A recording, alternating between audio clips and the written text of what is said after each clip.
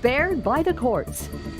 The mission continues on immigration enforcement. In the Everglades and upstate, Florida expands migrant detention. We'll have everything that is required under federal or state law for a detention facility. The man in charge of it all, a rare one-on-one with us today.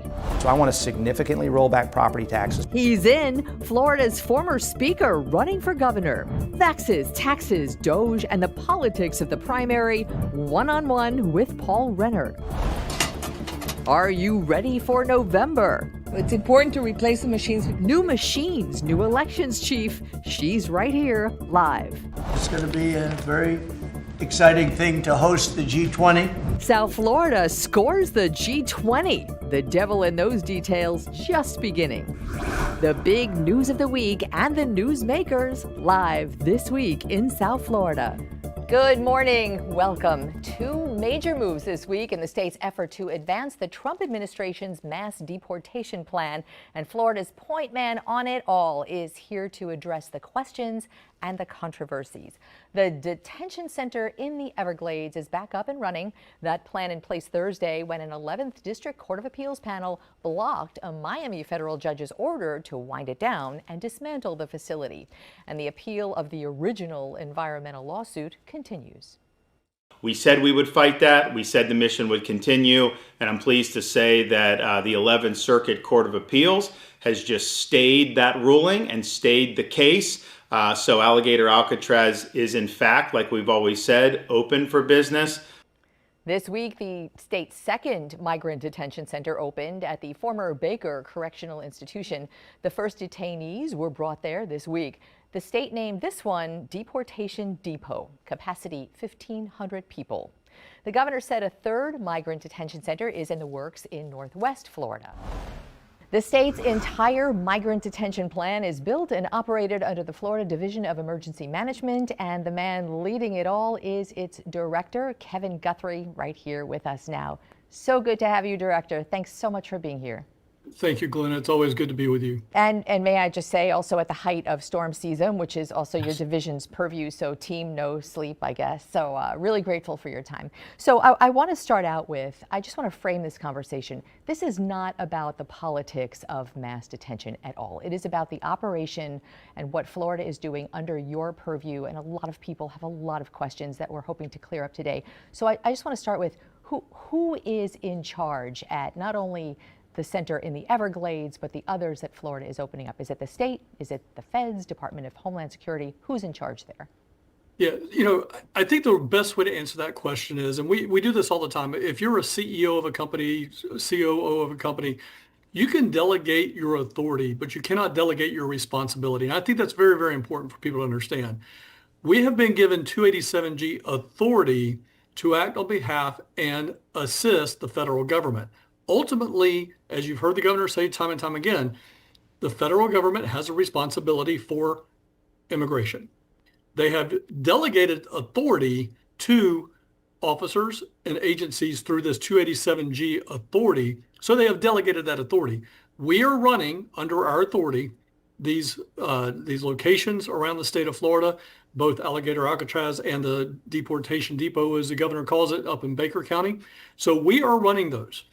Those are reimbursed through federal grant programs. So that is how that is being done. Again, the responsibility for immigration clearly, statutorily rests with the federal government. They have delegated authority to the state of Florida to do certain things for them. In this case, one of those certain things is the actual detention of individuals.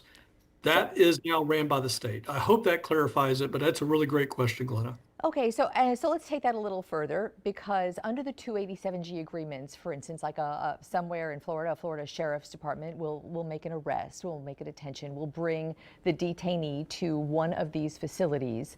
Inside the facility, there are contractors. So these, you tell us, who inside actually has the one-on-one contact with detainees? It is a sheriff, a law enforcement operations person? Is it a ICE agent, or is it a contractor who may not necessarily have that sort of training? What happens there? So the answer is yes, all the above. So, and again, it's more complicated and complex than just what your viewers or any viewer may try to understand. So when an individual will, and we'll say Florida Highway Patrol, we'll try to keep this all in very, very relevant terms. Florida Highway Patrol makes a stop out on the street, or a sheriff's deputy or a police officer makes a stop on the street. They are going to take that individual into custody.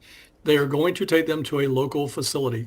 Typically, that they have about 48 to 72 hours to get them in front of an ICE facility. That ICE facility is the one that processes them. Once the ICE facility processes them within that up to 72-hour period, we call them a 72-hour hold, then ICE will determine, what are they eligible for? Where are they going to go? What are they going to do? Do they need to go to first appearance? Or is this somebody that is on a final removal order that has not done a check-in as they're required to do by federal law? Depending on those circumstances, then they will be taken to a facility. They may go to Chrome, which is a purely federal facility in South Florida. They may be sent to Alligator Alcatraz by ICE enforcement removal operations, or they may go to the deportation depot. Where those detainees are going is an ICE decision. They make the decision on where they are going to go. The state, local, is not making that determination. ICE may decide to send them to Louisiana or send them to El Paso. Again, those are not our decisions. We get basically a list, if you will. We'll get a phone call. There's a list of people coming to you tonight at 1 a.m. in the morning. So you facilitate. We'll put those in. So we facilitate that. We coordinate it. Again, if you go back to our normal role that everybody's familiar with, Glenna, it is coordination, collaboration, communication. We are that agency. We are coordinating with our federal partners based on their movements and taking those people into the facilities that we are running. So does the state have any jurisdiction or is the state empowered to let people know who's there? One of the lawsuits right now from attorneys who are saying they had not been able to see the detainees. Families don't know where their loved ones may have been taken. Does the state have any power to release that census, release where people are, just for informational sake? So as you mentioned, there is a pending legal lawsuit. So I'm going to stay away from that particular answering the question. But at a high level, yes. People can go to the federal websites. They can put in their information and find out where their loved one is at. Okay, fair enough. I want to talk about the costs. A lot of people looking at what they consider an eye-popping number to have built Alligator Alcatraz. 450 million was the whole number we heard at the beginning. I think up until now, what I've seen is upwards of 300 million. When you were first announcing the Baker Correctional second deportation depot, what you call that now, I believe you had mentioned it was going to be 6 million to retrofit that now defunct prison. There is an airport for possible deportations 15 minutes away. Why not start with those kind of places where infrastructure was already available? Why start in the Everglades and spend that kind of money? At this point, wherever it's coming from is taxpayer money on some level, but why not just start with the infrastructure that was already in place in this state? Well, Glenna, I appreciate you asking very clarifying questions. I wished others would do that. So first of all, thank you for that. Second, the number, let me unpack the numbers here for just a second. We are under a contract. Well, let me rephrase. We are still working through the contract mechanism. It's all been verbal to this point with the Federal Emergency Management Agency. We roughly came up with a number in the very beginning, about 450 million to house 5,000 individuals for a 12-month term. So that's where that number comes from. And I'm glad that you point out that and giving me the opportunity to clarify it. To the point of the $250 million right now, again, taxpayers don't know this, but the way that systems work is we actually set up not to exceed amounts in purchase orders with our vendors. We got roughly 10, 15 vendors that are out there helping us get this work done. So they have not to exceed amounts that are there for not to exceed about $250 million, give or take. So those are where those numbers are rooted at. Now, to the heart of your question, why? Why the Everglades?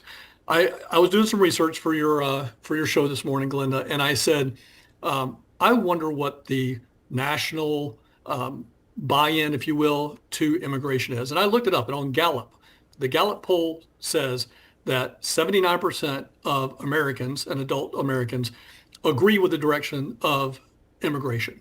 Now, that's an independent poll. Believe it or not, you can go ahead and go to a website and Google that information. But 79% as of July 2025. The one thing that people don't necessarily want is it in their backyard.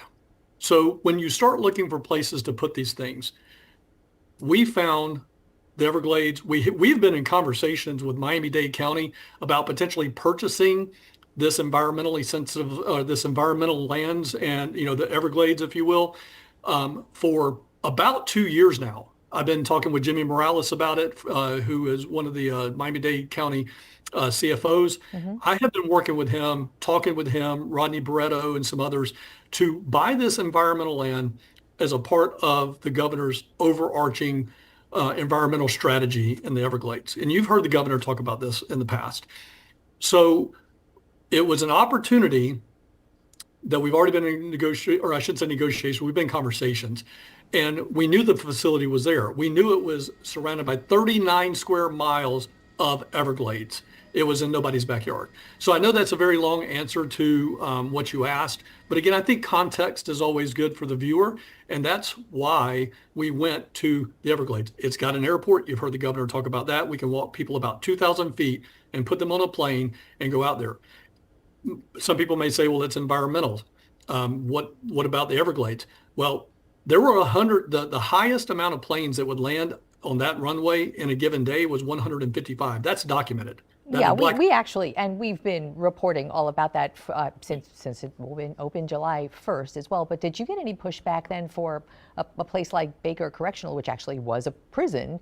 I'm not really familiar with that territory, and I don't know if people live close by, but did you get any pushback there, or what other facilities and locations you're looking at right now? Yeah, so in Baker County, again, it's in the middle of Osceola National Forest. So it is not really close to anybody. It's about 15 minutes away from the Columbia Lake City Airport. But again, it is in the Osceola National Forest. It's actually in the Osceola National Forest proper. So again, it's not near anybody. In Baker County, Columbia County, we actually had some people say, thank God it's coming because it's going to help our economy. Because if you may recall, Glenna, those are two fiscally constrained counties. They struggle to actually have revenue come in. So they actually were excited about them coming there to have a shot in the arm into their local economy for restaurants and hotels and things like that. So again, we did not get a whole lot of pushback in Baker County or Columbia County there. And they actually welcomed it with open arms.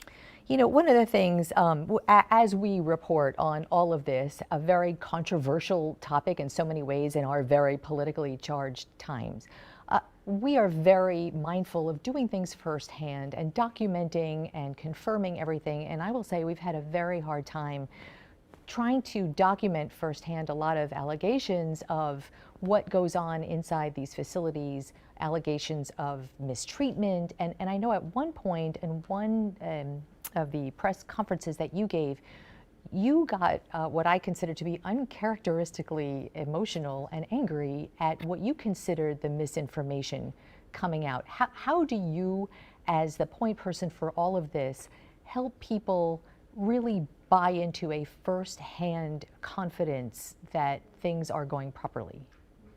Glenna, I had a sergeant that I worked for at the Jacksonville Sheriff's Office. His name was Don Toomey. He used to always say, the best predictor of future performance is past performance. And I will say this, the Florida Division of Emergency Management meets the needs of every single Floridian, regardless of race, sex, creed, religion, you name it, in disasters. And we perform at a high level. We have never, ever been called into question on our integrity as we deliver for the state of Florida and the Floridians and tourists and visitors that live here. But in this situation, because of your point, and I thank you again, Glenna, this is why I like coming on your show, is you correctly say this is just supercharged political. I would say to your viewers, the Florida Division of Emergency Management cares for people at their worst times. If you think for a minute that The Florida Division of Emergency Management, underneath my leadership, underneath the governor's leadership, is not going to provide care, not going to provide meals, not going to provide a place to stay that is suitable in living, then you don't know us. We can go back and get images of individuals in cages from previous administrations where they were sleeping on the floor underneath a blanket, and that is it. No mattress, no bunk, no nothing. In every single one of these facilities, it meets the jail detention standards, whether that's a national model or a local state model. They have a bed to sleep on. They have a blanket. They have a pillow. They have phones in their cells. They have the ability to do everything that they need to do. So again, let the best predictor of what we do be what we do. And that is, you don't hear mistreatment, you don't hear things and disasters, and that's what we do. And that's why I got passionate about it. That's why you hear that passion in my voice now.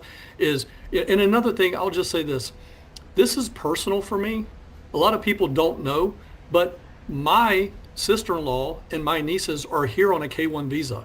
They're doing it the right way. They have been coming into this country for over 4 years. They just got here last fall. So again, it's personal for me. Do it the right way. America is a fantastic place to be. And I really, really want people to come to this country and thrive in this country and be in this country. But there is a right way to do it. So Glenna, thanks for letting me go off on that for just a second. And thank you for spending a little bit of time on what I know is a very, very busy time for you and your department. Kevin Guthrie, really appreciate you. Thank you, Glenna. And coming up next, and then there were two. There's a broad number of things that need to be solved as future challenges, and I'll solve them. One-on-one with House Speaker turned candidate for governor, Paul Renner, next.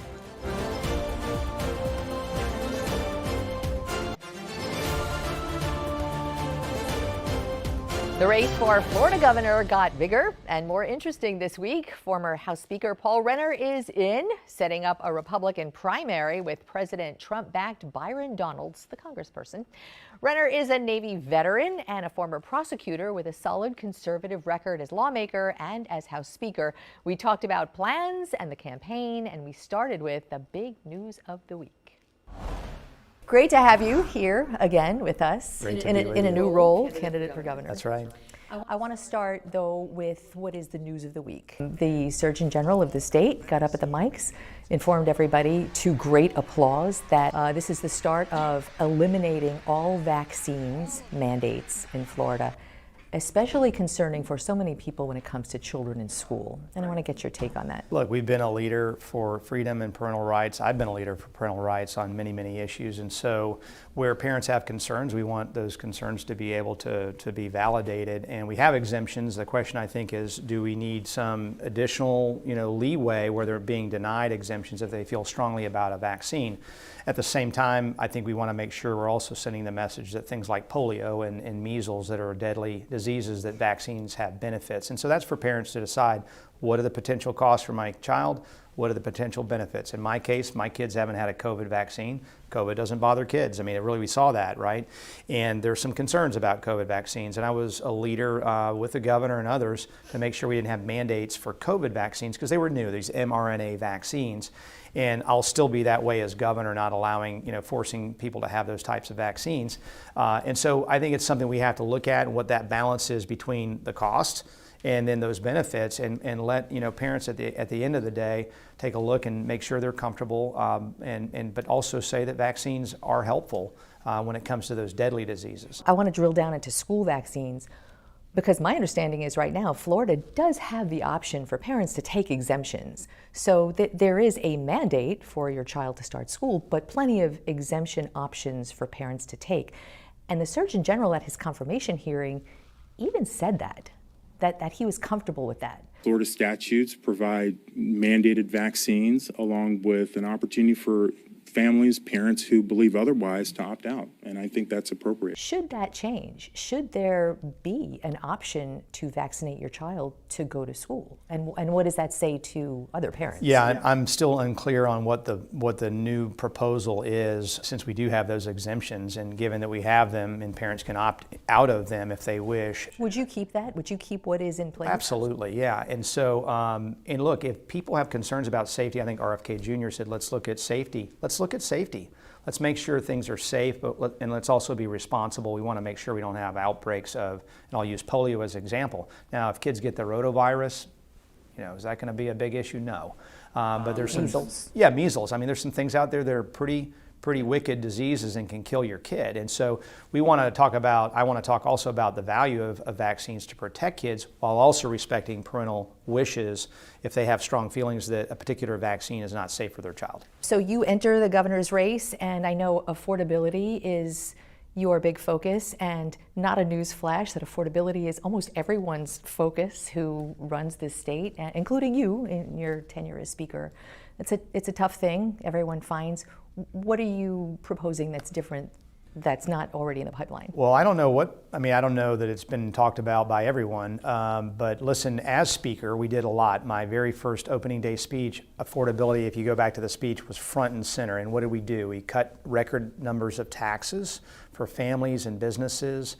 As speaker, we attacked litigation abuse that was wrecking our insurance market, double-digit increases in homeowners, double-digit increases, as much as 30% in automobile insurance. And we got rid of the garbage lawsuits. Rates are actually going down now in auto insurance, and homeowners have stabilized. And I'm being told by people on the inside that they expect more benefits to come. We're not there yet. So that's not enough. We have more to do. So I want to significantly roll back property taxes. But the reason we didn't do more is because you got to get to 60%. And we had tried a $25,000 exemption. Again, not enough for right now. And it gets opposition from the Democrats, opposition from the League of Cities. So unless you're raising money, unless a governor is going to go out, and I think this governor will, I will as governor, and campaigning to say we've got to give people property tax relief, it won't happen. To get it on to get it through, because everybody needs to know this is a constitutional amendment, and a lot of local governments will oppose it. The Democrats have traditionally opposed anything touching those taxes, because that's kind of where their base lives in the cities. And so you got to lean into that to get to 60%. You got to have a super majority. I will do that, and I want substantial relief, but I also want to do something for our seniors who are on fixed income, and they've gone for, they're on a small nest egg, and how are they going to afford those increases when they're in their 70s and 80s? So let's talk about the property tax. You put it on the ballot, 60% of Florida, and say, eliminate my property taxes. Local governments are in this full-on backlash, because that's where their but most of their budget comes from, to pay for things like police and fire and cutting the grass and keeping the parks. And so where does that money now come from? How do you put that on the ballot without saying, okay, well, here's how we're going to replace the revenue? Yeah. Well, one question is, does that get to 60%? Because you're going to then have to, cities are going to immediately rush in and want to replace that with something. And, I don't want to see a 12%. Because they need to pay for this. Yeah, I don't want to see a 12% sales tax either, because that's going to affect a lot of businesses, a lot of consumers that are getting, hammered now when they go to buy something. So what does pay for that? Well, I think it's asking local governments to do more with less, frankly, because they've seen a huge run up. So in Florida, property taxes have grown more than twice the national rate, almost 50% since 2019. And so a lot of counties, frankly, down here in South Florida, Broward County, I was here 10 years in Broward County, they've taken every single dollar and spent it. And so what they ought to do is we need to roll that back, let them have sufficient resources to pick up the garbage and fund police and fire. Those are important things, and we don't want to lose that. But I don't think we need to we can do a substantial rollback and not have to replace it with another tax. So what I want to see is limits on local governments. And that's a 2/3 majority like we have at the state level. It's something like a referendum for voters on the backside to say, you know what, we don't like that tax increase and we're going to knock it out. Because the voters ultimately have to have that say. And we're all on a budget. We're all feeling the pinch of higher cost. How about local government? How about government feeling the cost and the pinch and doing a little bit less so we can have more? I think everyone's going to think on face value, that sounds amazing. It seems just from covering governments, the devil in the details is where a Broward or a Dade is a very different budget situation than a Liberty or a Hardy County.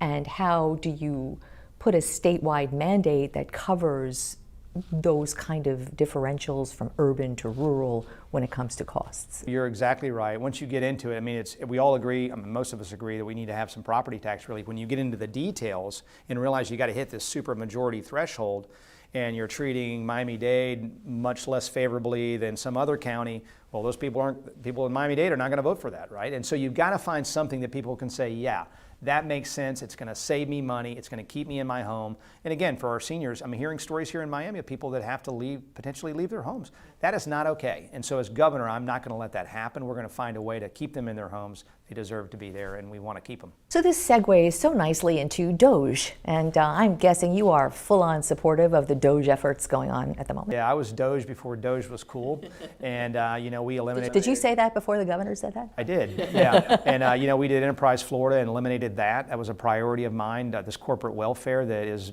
tens of millions of dollars that's not going to public safety, all the things we talk about, education, infrastructure, whatever we think is important. Nobody would mention incentives for companies to come from out of state as their number 1, 2, or 3 priority. Nobody. But that money is being sequestered, and so we got rid of that. We need to get rid of bureaucracies that don't work. We can look at all kinds of things, not just at the local level, but we also need to Doge the state and look at where we can cut. We have one of the leanest state governments, is the good news, right behind New Hampshire. But a lot of these local governments are really, as I said, growing and spending every single dollar they're getting in new property taxes. So when you say we have a lean government, people look at the departments and the employees and the functions of government, but there's so much more to the budget and so much more to expenditures than that. I think the first thing that's going to come to a lot of people's mind is Alligator Alcatraz. Won't talk about, for the moment, the immigration and the actual process and the idea of it rather than the costs of it. I mean, $218 million was the last figure that I saw.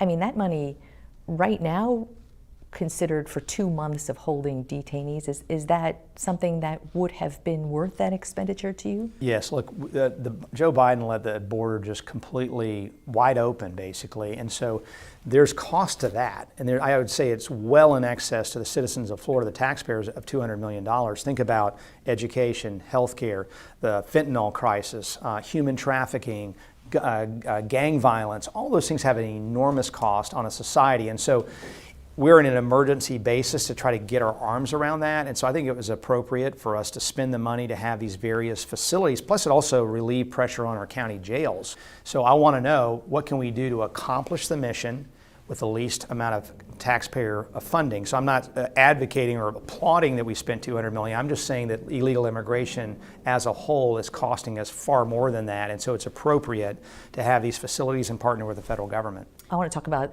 the campaign, the politics of it are. You're jumping in. We talked a little bit. You don't see anyone better than you. You were waiting for that. You didn't see it. You jumped in the race. Right now you set up a really big primary for the Republicans in this state. Byron Donalds, a ton of money, ton of support, including the one to many Republicans who matters most. The president endorsed him. What are your thoughts as you get into this race and what you're facing? Well, look, putting candidates who may or may not be in this race next year, we don't know. Putting that aside, voters will mainly look at 3 things, I think. Who do you trust at the end of the day? Who has the leadership experience to actually sit and be governor of the 3rd largest state in the country? And who's delivered results in their time in office? Who's actually, it's fine to talk, but who's actually delivered solutions? We've done that on insurance, the insurance crisis, and started to solve that. We're not there yet. We've cut taxes. We've done universal school choice to make Florida the #1 state for educational freedom. We've ended DEI and fought ESG. We've done a heartbeat bill to protect life. We've done so many different things, toughest immigration laws and election laws in the country. But we've also done things like data privacy to protect so your data is not being sold without your knowledge or consent by big tech. We've done things that are also bipartisan, like the wildlife corridor, make sure we have land conservation, we preserve our outdoor treasures. I'm not going to allow our parks to be commercially developed. That's not going to happen on my watch. And so things like that, there's a broad number of things that need to be solved as future challenges, and I'll solve them. As Speaker, you were so supportive of the governor's initiatives, and you just listed a lot of them that you helped him pass.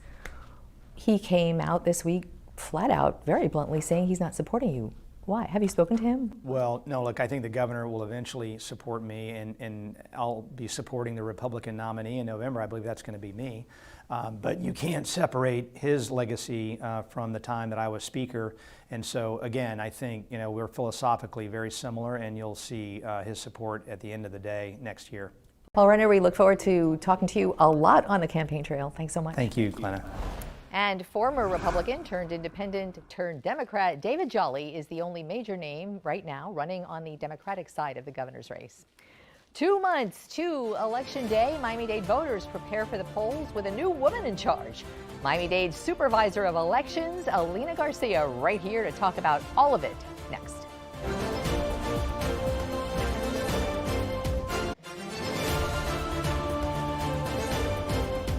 Miami-Dade County elected a supervisor of elections for the very first time in recent history, overseeing her first big general in November. She's made some changes, including new voting machines successfully tested just last month.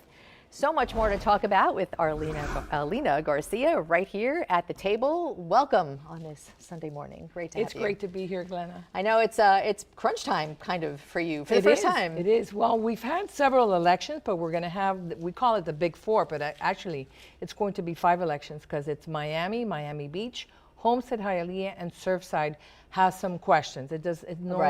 No commissioners or mayors, but questions. A lot of people don't realize that it's not people running, it's also big questions, and sometimes those are the most consequential things on the ballot. We're going to talk all about that, and I want to talk about the new machines because I know there are a lot of questions about that, clear that up. But first, I just want to get a broad sense of, do voters expect anything to change now that this is an elected constitutional office? Well, as an elected person, I respond to the people. I don't respond to a mayor, which is one of the big differences between having an office and a department.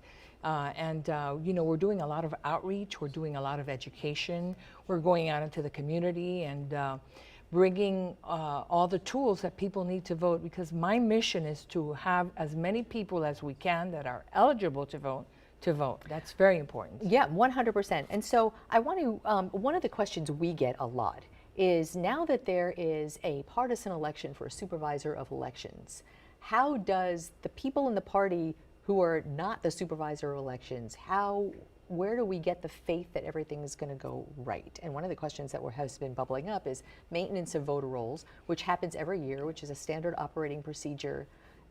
We got a lot of mail about, how do I know that I'm not being, and the P word, purged from the polls. People are very, very worried about that. How do you respond to them? Teach them. Well, actually, by law, we have to do maintenance on our list once a year. And every odd year, we also do an extra kind of maintenance where we look at people that haven't contacted our office in the last 4 years, and we send them a letter. So a 4-year absence gets a letter? Well, it could be more than 4 because we only do that in odd years. So it could be 4 or 5 years absence. It doesn't mean that you've had to vote, but you've had to have some contact with our office.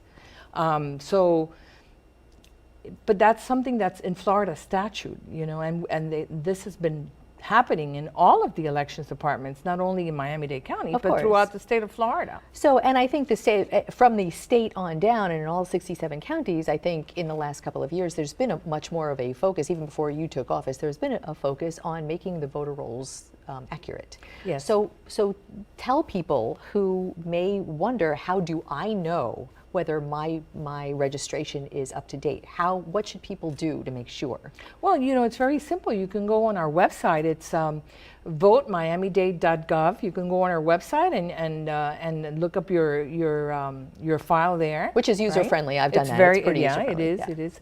We're updating that a little bit also because we want it to be more interactional. So you can do that, or you can call our office. Our number is 305-499-VOTE. If you missed it, we'll put it. 499-VOTE. And for all of you that are, we have elections coming up November 9th. I'm sorry, November 4th. October 9th. Yes. There's You know, the cities work differently because the cities, since they're municipalities, they get to do things the way Sure. that they want to do them.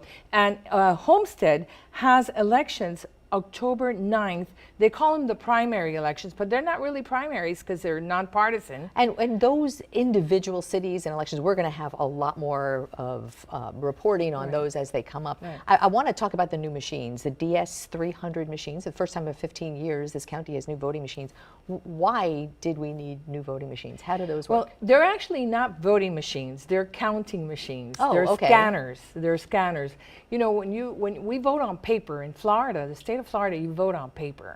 Filling in the little bubbles. When you arrive there, you go through the EVID. You know, they search your name, they get your ballot, they give you your ballot, and then you fill out, they bubble in the thing, and then you turn in your ballot, and it gets scanned.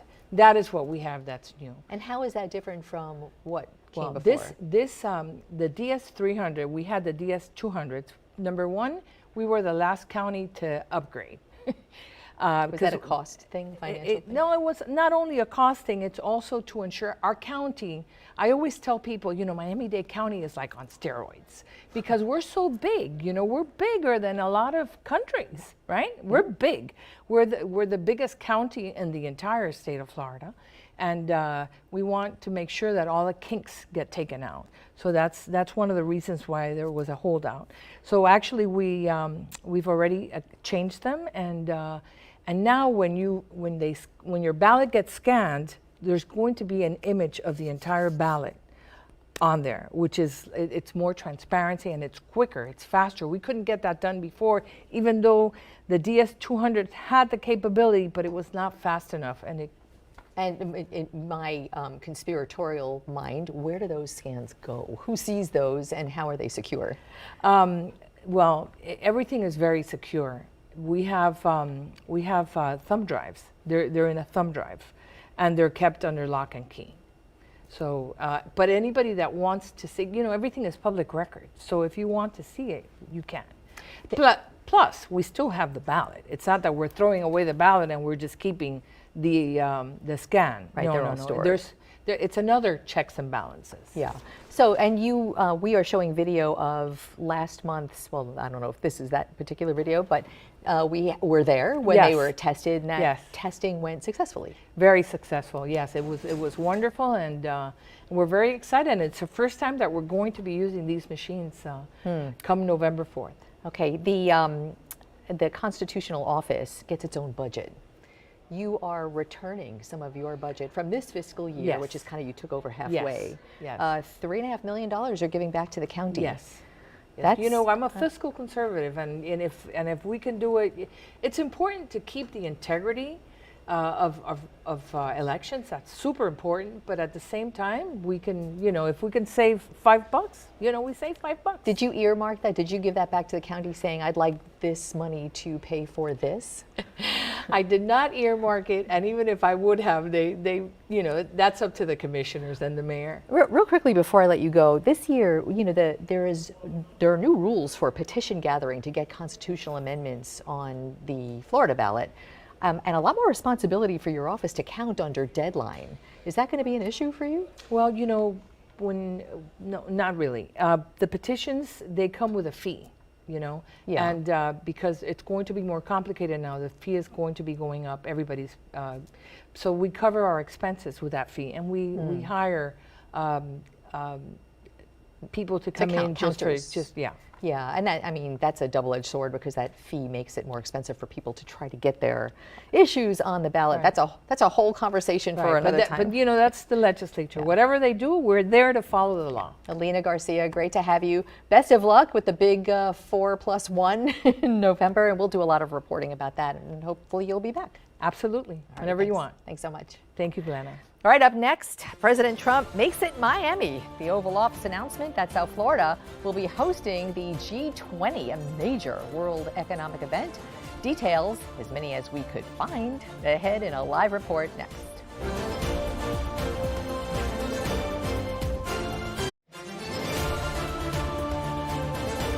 As we celebrate our nation's 250th anniversary next year, the United States will have the honor of hosting exactly that, the G20 summit right here in America for the first time in nearly 20 years.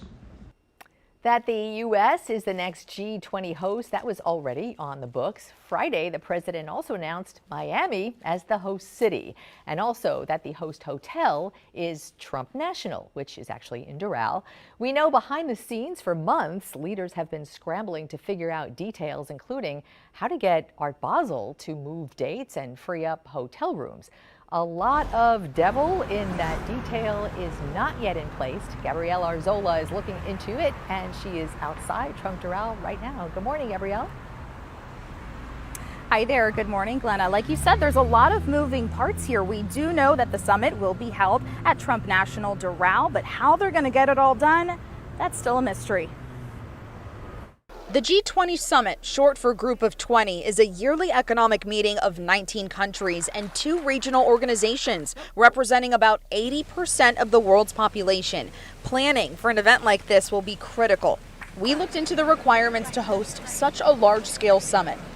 According to the State Department, a city needs to have up to 1,500 hotel rooms at or near the venue. Trump National has 643. There must be reliable companies to provide transportation, parking lots for shuttle service, and public transportation. So far, no plans have been released yet on how to deal with the additional traffic in Doral and Miami. It's going to be a very exciting thing to host the G20. This isn't the first time Trump National in Doral has been proposed for the site of a major international conference. In 2019, Trump scrapped plans to hold the G7 at Doral after facing criticism he was violating the Constitution by making money off the event. We will not make any money on it. You know, we're doing a deal where it's not going to be money. There's no money in it. The president, however, providing no details on how that could happen. Hosting the G20 is a year-long commitment. There will be clusters of meetings throughout the year, with the main meeting planning to be around December. All of this happening at peak tourism season in South Florida. And, you know, frankly, it's the problem is in December, that's the biggest month in Florida. So you know, using it for, you can't get a room in Florida in December, January, et cetera, that area. And that's the time we're talking about. So from that standpoint, it's not good, but we want to make sure it's good. Local 10 also brought up concerns to the president and Miami Mayor Francis Suarez on the possible overlap with Art Basel that brings in more than 80,000 people to South Florida. Mr. President, this is going to be a major event and a major meeting for South Florida, for you, for Mayor Suarez. I know this is not until next year in Miami, but do preparations begin today? And if so, what is being done? They've already begun. We first had to deconflict Art Basel with the dates, and so we have already started doing that. And so thanks to the president's team. He started a long time ago, actually. If you knew him, he was working on this long before this press conference. Yes, sir. It's in good shape. So we did reach out to the folks who coordinate Art Basel. We haven't received a response thus yet. We also did speak to the Doral mayor, Christy Fraga, and she says it's still unclear of whether or not all of the summit events will be held here in Doral. Glenna.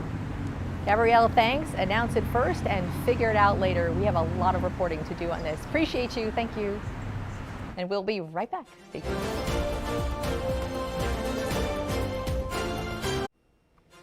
That is our program for today. Links to every interview today, they're all online at local10.com. And we make it so easy for you to scan that code right there on your screen, and it takes you right there. We would love to hear from you about anything on your mind, especially what you thought of our interviews today. Send us an email. twisf@wplg.com is our email. And you can also find me on social media at Glenna, WPLG. Coming up tonight on World News Weekend, President Trump will be heading to the U.S. Open men's final tonight in New York. His new message to Chicago amid threats of a federal takeover there is raising some eyebrows. The person they call God's influencer, he's been dubbed officially canonized today as the first millennial saint when he was alive. In a rare sight, his mother there to witness that historical feat. And the second largest Powerball in history, not getting just one, but two winners in separate states. Join us tonight for our new World News Weekend 6:30 right here on Local 10 And as always, we thank you so much for spending this hour with us. Have a beautiful day. It's beautiful until about 2 or 3, so stay dry later on. Keep in touch.